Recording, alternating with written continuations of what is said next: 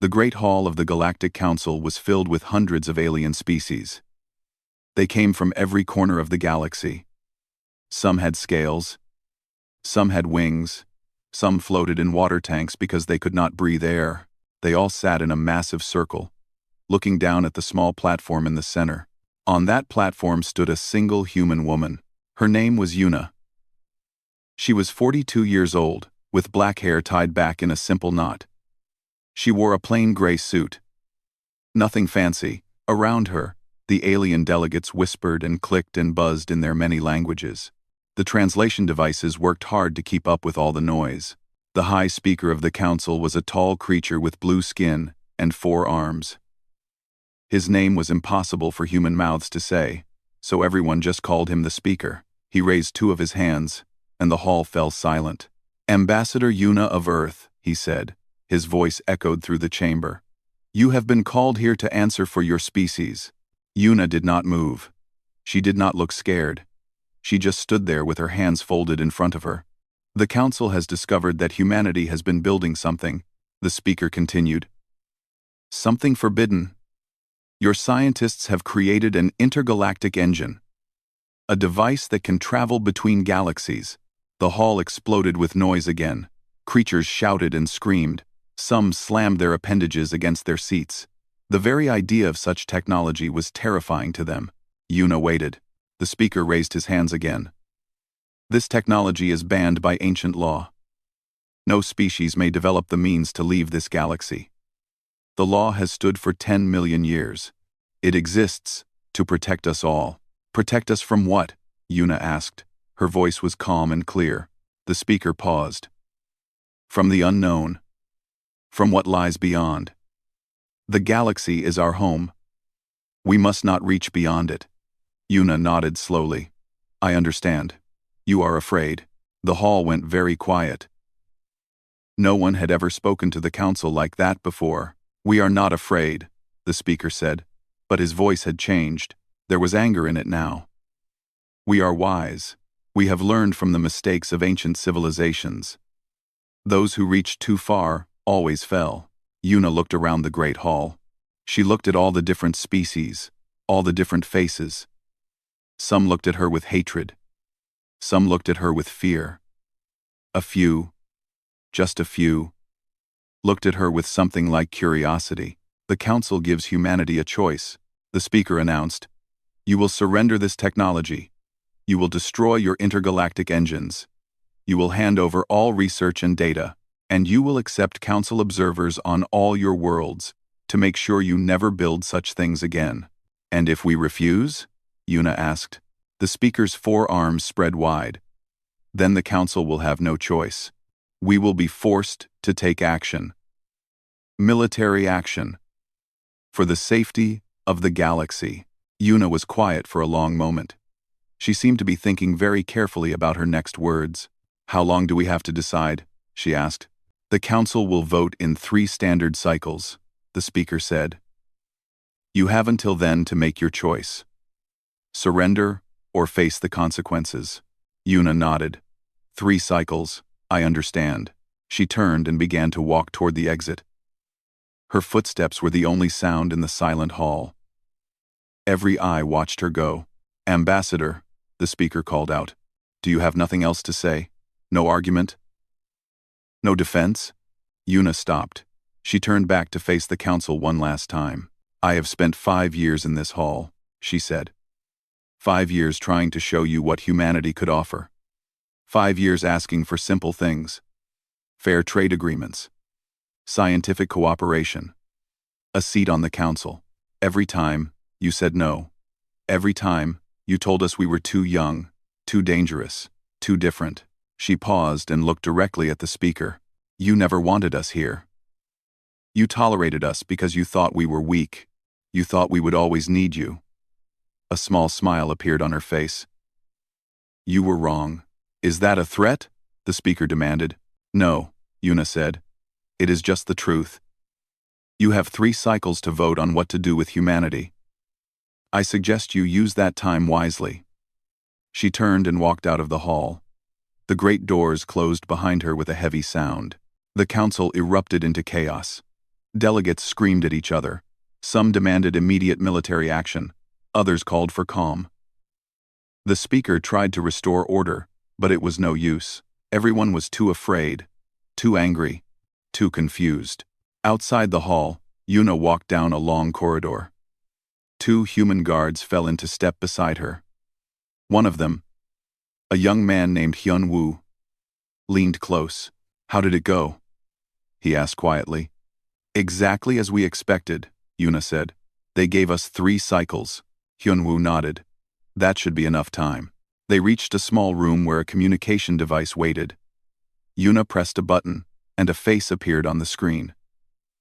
It was an older man with gray hair and tired eyes. His name was Tae-jun, and he was the leader of the human government back on Earth. "They took the bait," Yuna said. 3 cycles. Tae-jun let out a long breath. "Good. The final preparations are almost complete. Commander Daeho reports that the fleet is ready. The civilian transports are loaded and waiting." "What about the people?" Yuna asked. "Are they ready?" Tae-jun smiled sadly. "They have been ready for a long time, Yuna. Ever since the Council first rejected us. Ever since they made it clear that humanity would never truly belong here." Yuna nodded. She understood.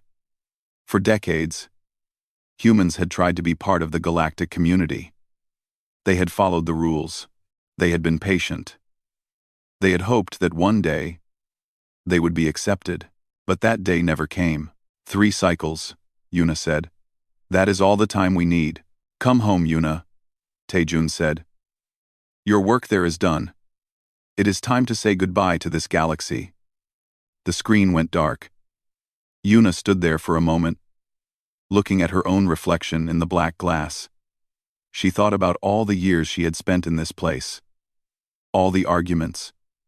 All the rejections. All the small humiliations. She did not feel angry anymore. She did not feel sad. She just felt tired. "Let us go," she said to her guards. "We have a long journey ahead." They walked out of the council building and into the alien city beyond. Ships flew overhead. Strange creatures walked past them on the street. It was a busy, crowded, noisy place. Yuna looked up at the sky. Somewhere out there, beyond this galaxy, was something new. Something unknown. Something that humanity had decided to find for itself. The Council thought they had 3 cycles to decide humanity's fate. They did not understand. Humanity had already made its choice. The council chamber was filled with arguing voices for 2 full cycles. No one could agree on anything. Some species wanted to destroy humanity immediately. Others wanted to give them more time. A few even suggested that maybe the law against intergalactic travel was outdated. Those few were quickly shouted down. The speaker sat in his tall chair and watched the chaos unfold. His 4 arms were folded across his chest. His blue face showed no emotion. But inside, he was worried. He had been the High Speaker for 60 years. He had seen many crises come and go, but this one felt different. Humanity was different. He remembered the day humans first made contact with the galaxy. It was only 80 years ago. A very short time in galactic terms. A small ship had appeared at the edge of council space. The creatures inside were soft and fragile. They had no natural weapons, no armor, no special abilities. The council had laughed at them. But then the humans started building things.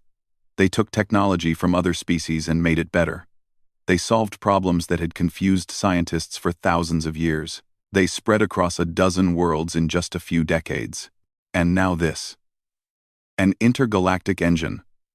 Something that even the oldest and wisest species had never achieved. The speaker was not sure if he was more afraid of the technology or the species that had created it. Meanwhile, far from the council chamber, Commander Daeho stood on the bridge of his flagship. The ship was called the Morning Star, and it was the largest vessel humanity had ever built. Through the window, Daeho could see hundreds of other ships floating in formation. Human ships, military ships, but they were not preparing for war. "Commander," said a young officer named Unbi, "the last civilian transport has finished loading. All 37 billion people are aboard." Daeho nodded. 37 billion. The entire human population. Every man, woman, and child from every human world. It had taken years of secret planning to prepare for this moment. And the council fleet? He asked. Still at their staging area, Yunbi reported. They have not moved yet. They are waiting for the vote. Daeho smiled grimly. The council always waited. They debated everything. They formed committees to study committees. They could not make a decision without arguing about it for cycles. Humans were different. When humans made a decision, they acted. What about the final preparations? Daeho asked. Another officer, a man named Subin, spoke up. The intergalactic engines are fully charged on all vessels. We can jump at any time. Good, Daeho said. We wait for Ambassador Yuna. Once she is aboard, we leave. Back at the council, the arguments continued. A delegate from a species called the Morphins was speaking. They were shape-changers, able to take any form they wished. This one had chosen to look like a tall pillar of silver light. We should be careful, the Morphin said. Humans are young, yes, but they are clever. If we attack them, we may not win as easily as we think. Nonsense, another delegate shouted. This one was from a warrior species, built like a mountain of muscle and bone. Humans are weak. Their bodies break easily. We could crush them in a single battle. Their bodies, perhaps, the Morphin replied. But what about their minds? What about their ships? Have you seen what they have built in just 80 years? Imagine what they could build in 1,000. The warrior delegate snorted. That is exactly why we must stop them now. Before they become too powerful, the speaker raised his hands. The hall slowly fell quiet. We have debated long enough, he announced. It is time to vote. The question is simple. Do we accept humanity's refusal? Or do we take military action to force them to surrender their technology? Screens lit up across the chamber. Each delegate pressed a button to cast their vote. The speaker watched as the numbers climbed. More and more species voted for military action. In the end, it was not even close. Over 800 species voted to attack. Only 42 voted against. The decision is made, the speaker declared. We will send our fleet to human space. They will surrender, or they will be destroyed. The chamber erupted in cheers. Delegates congratulated each other. Some were already talking about how they would divide up human worlds after the war. The speaker did not celebrate. Something still bothered him. He called over one of his assistants. Send a message to the human ambassador. Tell her the vote is complete. Tell her she has one final chance to surrender before our fleet arrives. The assistant hurried away. But when they tried to contact Ambassador Yuna, there was no answer. Her quarters were empty. Her staff was gone. Every human in the council capital had simply disappeared. The speaker felt a cold feeling in his chest. He hurried to a viewing platform and looked up at the sky. In the distance, he could see a bright light. It was the human station that orbited the planet. As he watched, the station began to move.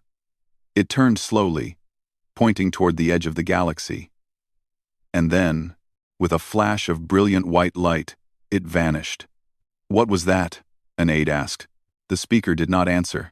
He just stared at the empty space where the station had been. On the Morning Star, Commander Daeho watched as Ambassador Yuna stepped onto the bridge. She looked tired but satisfied. Welcome aboard, he said. I assume the council made their decision? They voted for war, Yuna said. Just as we knew they would. Then it is time to leave. Yuna nodded. She walked to the main window and looked out at the gathered fleet. Thousands of ships, millions of families, an entire species, ready to start again somewhere new. Are you ready, Commander? She asked. I was born ready, Daeho said. Subin, give the order. All ships, activate intergalactic engines. Across the fleet, the same command was given. On every ship, massive engines began to hum with power. The very fabric of space started to bend around them. The council fleet has started moving, Yunbi reported. They will reach our position in approximately 4 hours. Deho laughed. 4 hours?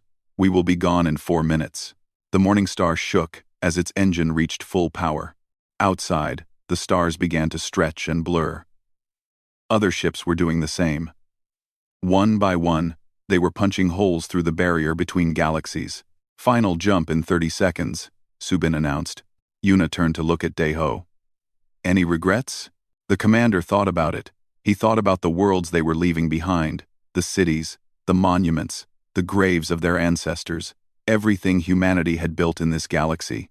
No, he said finally. This galaxy never wanted us.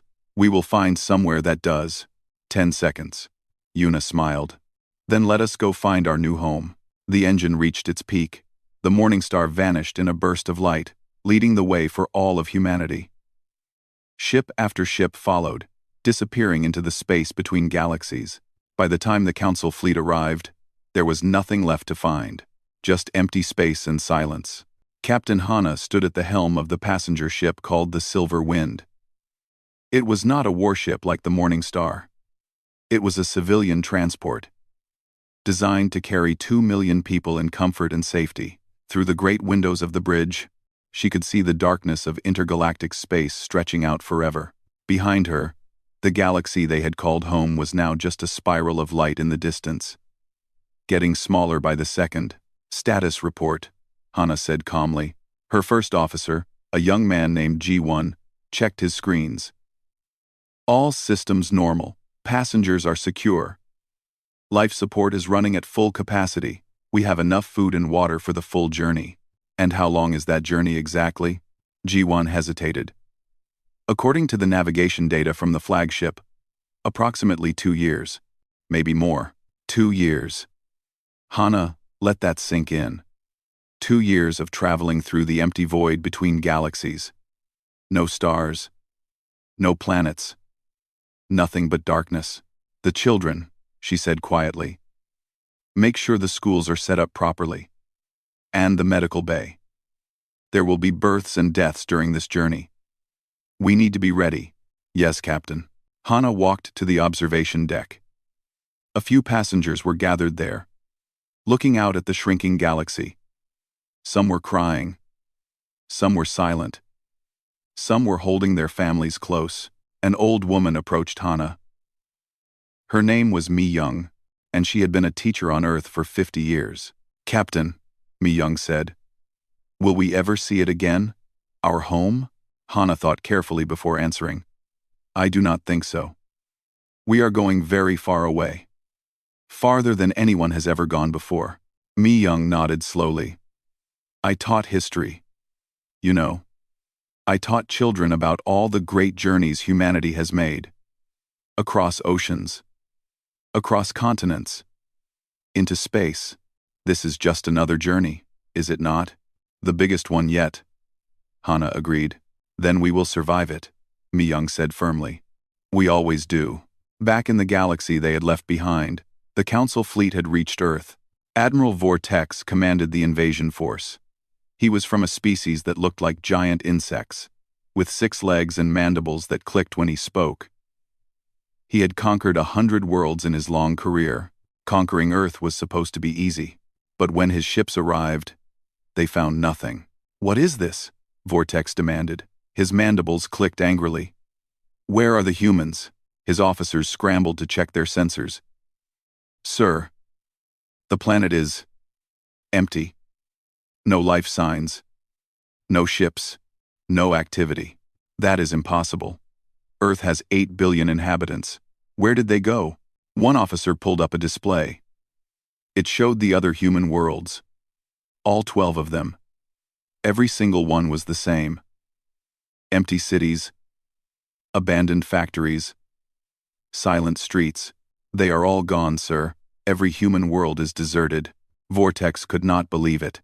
He ordered landing parties to the surface. His soldiers marched through the empty cities of Earth. They found homes with food still on the tables, vehicles parked on the streets, pets wandering alone, looking for their owners, but no humans. Not a single one. In the main plaza of the largest city, they found something. A great metal pillar, standing alone in the center of the empty square. On it was written a message in the common galactic language. "We found somewhere better." Vortex stared at the message for a long time. His mandibles stopped clicking. For the first time in his life, he did not know what to do. "Contact the Council," he finally said. Tell them the humans are gone." The news spread across the galaxy like a wave. Humans had disappeared. All of them. Every single one. No one knew where they had gone. No one knew how to find them. The speaker received the report in his private chambers. His 4 hands shook as he read it. "Intergalactic travel," he whispered. "They actually did it. They left the galaxy entirely." His assistant stood nearby, looking nervous. "What do we do now, Speaker?" "Do?" The speaker laughed bitterly. "What can we do? They are beyond our reach. Beyond anyone's reach. They escaped. But the law means nothing now." The speaker slammed his fist against his desk. The law was supposed to keep species contained, safe, controlled. But the humans did not care about our laws. They never did. He walked to his window and looked out at the city beyond. Ships flew past. Creatures went about their daily lives. Everything looked normal. But everything had changed. "For 10 million years, we have ruled this galaxy," the speaker said quietly. "We thought we understood everything. We thought we had seen everything. But we never imagined this. A species that would simply leave." On the Silver Wind, Captain Hana received a transmission from Commander Deho. "Captain, how are your passengers holding up?"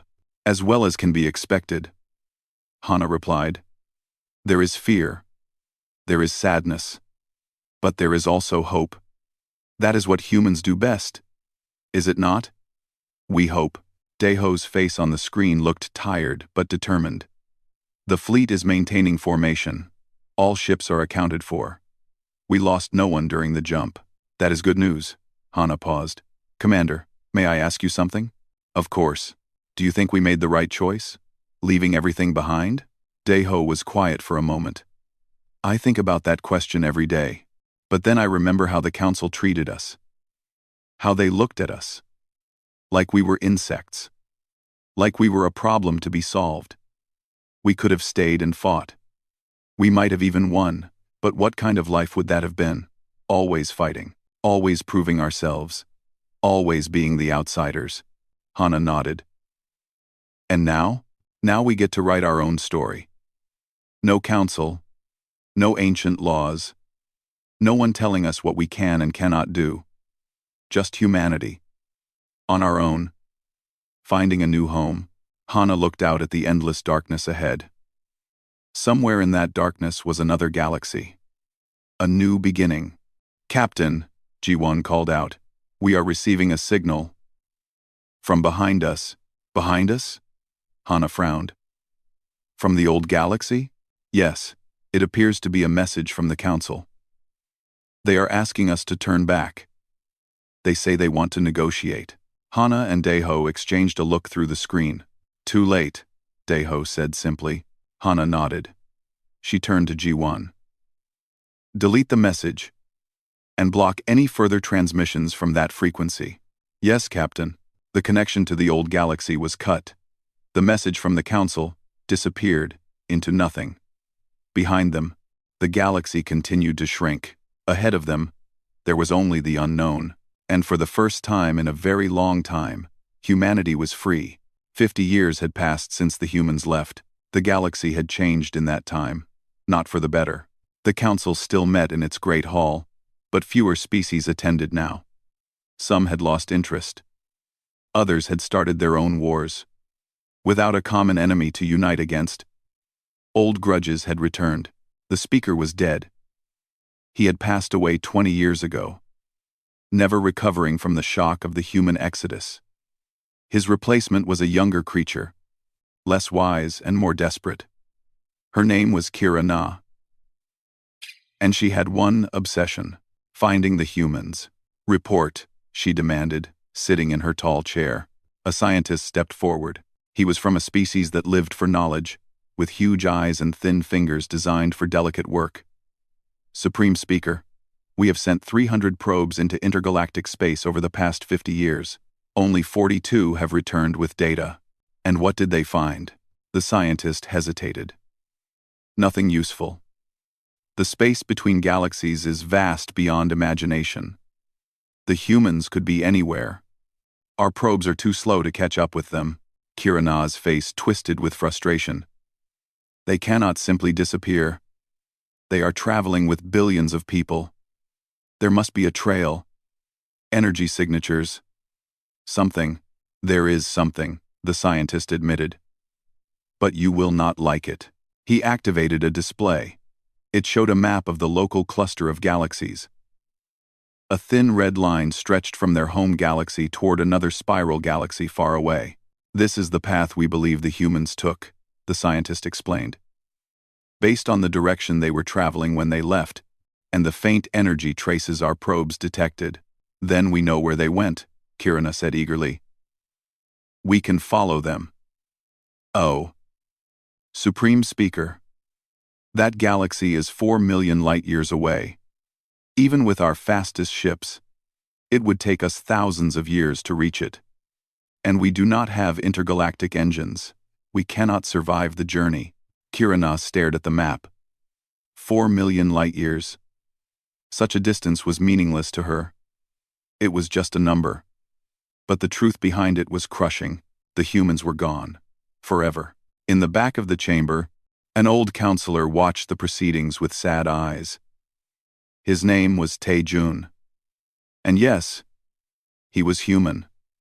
One of the few who had chosen to stay behind. Most people had forgotten about him. He was very old now, over 130 years.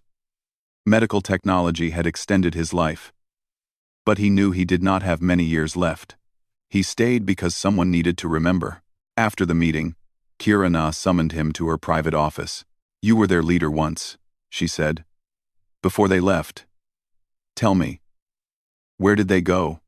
Why did they go? Tae-jun sat in a chair that was too big for his thin frame.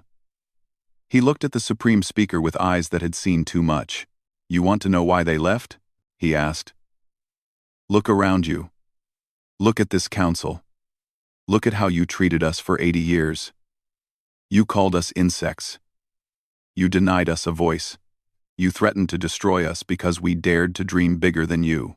We were protecting the galaxy, Kirana protested. The law exists for a reason. The law exists because you are afraid. Tae-jun said simply. Afraid of change. Afraid of the unknown. Afraid of anything you cannot control. My people were never afraid of those things. That is why we built the engines. That is why we left. Kirana leaned forward. But where did they go? What did they find? Tae-jun smiled sadly. I do not know. I chose to stay behind. By the time I realized my mistake, it was too late. The fleet was gone. You have no contact with them? No messages? One message. Only one. It came 10 years after they left. Tae-jun pulled out a small device. He pressed a button, and a voice filled the room. It was a woman's voice, Ambassador Yuna's voice, though much older than Kirana remembered. To anyone who receives this message, we have arrived. The journey was long and hard. We lost some people along the way. But we found it. A new galaxy. New worlds. New possibilities. We are building a new civilization here. A better one. We will not make the same mistakes. We will not fear the unknown. We will embrace it. The message paused. Then Yuna's voice continued, softer now. To my old friend Tae-jun, if you are still alive, I want you to know that we think of you. We remember Earth. We remember everything we left behind. But we do not regret our choice. This is our destiny. This is what humanity was always meant to do. Keep reaching. Keep exploring. Keep going forward. The message ended. Kirana sat in silence for a long time. Her 4 hands were clasped together tightly. They sound happy, she finally said. They are free, Taejun replied. For the first time in their history, they are truly free. And what about us? Kirana asked. What happens to the council now? To the galaxy? Taejun stood slowly, his old bones aching. That is not for me to say. But I will tell you this. In the 80 years that humans were part of this galaxy, we solved more scientific problems than the council had solved in the previous 10,000 years. We built ships that were faster and stronger than anything before. We created art and music that moved people to tears. We brought energy and life wherever we went. He walked toward the door. Now that energy is gone. That life is gone. You wanted to control us. You wanted to keep us small and safe and obedient. Instead, you lost us forever. I hope it was worth it. He left the office without looking back. Kirana sat alone in the silence. Outside her window, the galaxy continued to turn. Stars were born, and stars died. Civilizations rose and fell. Everything continued as it always had, but something was missing now. Something important. 100 years later, the last probe returned from intergalactic space. It carried one final message from the humans. We have spread across 1,000 worlds. We have built cities that touch the clouds. We have met other species, and they welcomed us as friends. The universe is bigger than we ever imagined, and it is beautiful. We are still exploring. We will never stop. Thank you for making us who we are. Your fear made us brave. Your rejection made us strong. Your hatred made us kind. We hope you find your own way someday. The message was read in the council chamber. No one knew what to say. The humans had done the impossible. They had not just survived, they had thrived, and the galaxy they left behind could only watch from a distance, wondering what might have been. 500 years had passed since the humans left. The Galactic Council no longer existed. It had fallen apart slowly, piece by piece. First, a few species withdrew. Then more followed. Old alliances crumbled. New wars broke out. Without a common purpose, without a shared vision, the great civilization that had lasted for millions of years simply faded away. The great hall where the council once met was now a ruin. Vines grew through the broken walls. Sand covered the floor. The seats where thousands of delegates once sat were empty and rotting. A single figure walked through the ruins. Her name was Sora, and she was young, only 30 years old. She was also the last historian of the Old Order. Sora carried a recording device. She was documenting everything, writing down the story of what had happened so that future generations would remember. The collapse began about 200 years after the human exodus. She spoke into the device. The loss of human technology was the first blow. Many systems that the galaxy depended on were designed by humans. When they stopped working, no one knew how to fix them. Trade routes closed. Communications failed. Worlds became isolated. She stepped over a fallen pillar and continued walking. The second blow was psychological. For thousands of years, the council believed it was the center of everything, the highest authority in existence. But the humans proved that wrong. They showed that there was something beyond the galaxy, something the council could not control. That knowledge destroyed the council's authority. If humans could leave, others might follow. The old order lost its meaning. That has bearing as mentory. Also the Percival and Older's mentory. Sora reached the center of the hall. This was where the speaker once stood, where Ambassador Yuna had faced the judgment of 1,000 species. The final blow was the silence. She looked up at the broken ceiling. Through the holes, she could see the night sky. Stars sparkled in the darkness. For 300 years, no message came from the humans. No signal, no probe, nothing. The galaxy waited and hoped, but there was only silence. Some said the humans had died. Others said they had forgotten about their old home. A few believed they were still out there, watching and waiting. So Ra pulled out a small object from her bag. It was a data chip, very old and very precious. She had found it in the archives, buried under centuries of dust. This is the last transmission ever received from human space. It was sent 400 years ago. It was addressed to the entire galaxy. But by then, no one was listening. She inserted the chip into her device. A voice filled the ruined hall. A woman's voice, strong and clear. This is President Hana of the Human Federation. I am speaking to anyone in our old galaxy who can hear this message. Sora listened with tears in her eyes. She had heard this recording 100 times, but it still moved her. 5 generations have passed since we left. Our people have spread across the new galaxy. We have found worlds more beautiful than anything we left behind. We have met species that welcomed us as equals. We have built a civilization based on hope instead of fear. We are happy, the voice paused, but we have not forgotten where we came from. We remember the Council. We remember Earth. We remember our ancestors who made the great journey through the darkness. And we remember you, the species we left behind. Sora walked to the great window at the back of the hall. The glass was cracked but still intact. Through it, she could see the city below. Once, millions of creatures had lived here. Now there were only a few thousand, scattered among the ruins. We know the Council has fallen. We know the galaxy is in chaos. We have watched from afar. And we have debated what to do. Some of us wanted to return, to help rebuild what was lost. Others said we should stay away, that it was not our responsibility anymore. Hana's voice became softer. In the end, we decided to leave the choice to you. If anyone in the old galaxy wants to join us, we will welcome them. We have left a beacon at the edge of intergalactic space. It contains the technology to build an intergalactic engine. Anyone who finds it can follow us. The journey will be long and difficult, but we will be waiting on the other side.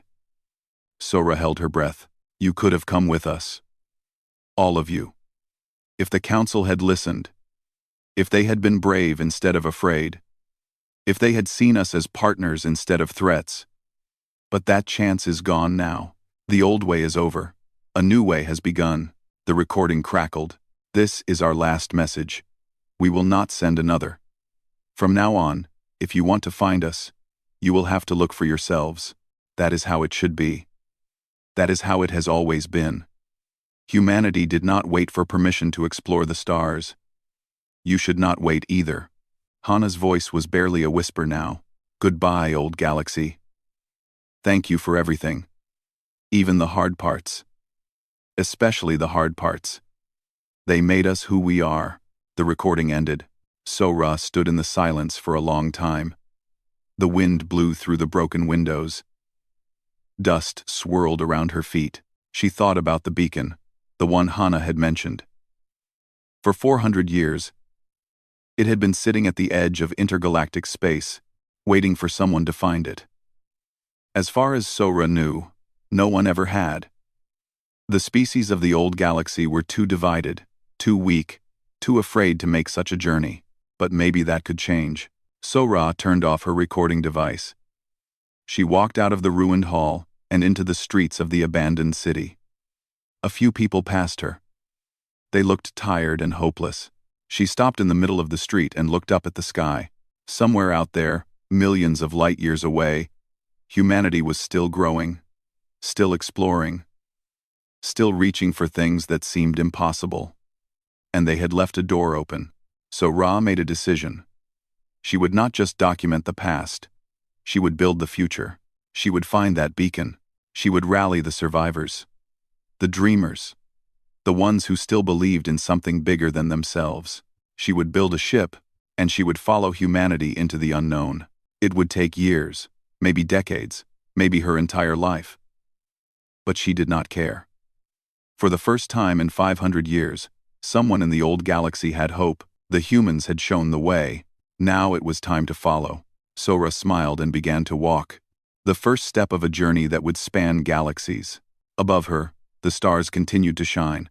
Billions of stars, trillions of possibilities. And in the great silence between galaxies, the beacon waited patiently. Humanity had never truly left them behind. They had just gone ahead to light the path.